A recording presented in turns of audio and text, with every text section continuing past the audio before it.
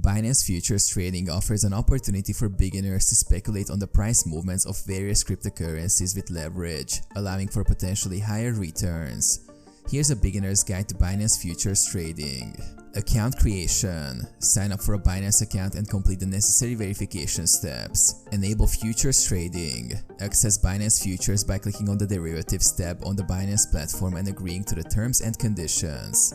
Learn the basics.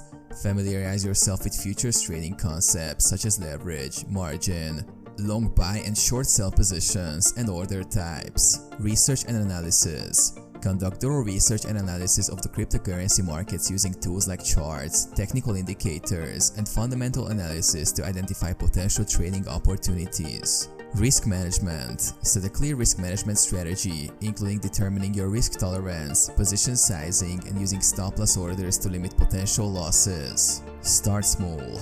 Begin trading with a small amount of capital to gain experience and gradually increase your position size as you become more confident. Practice with demo account. Utilize Binance Futures demo trading feature to practice trading strategies and familiarize yourself with the platform without risking real money. Continuous learning. Stay updated with market news, trends, and developments, and continuously improve your trading skills through education and experience.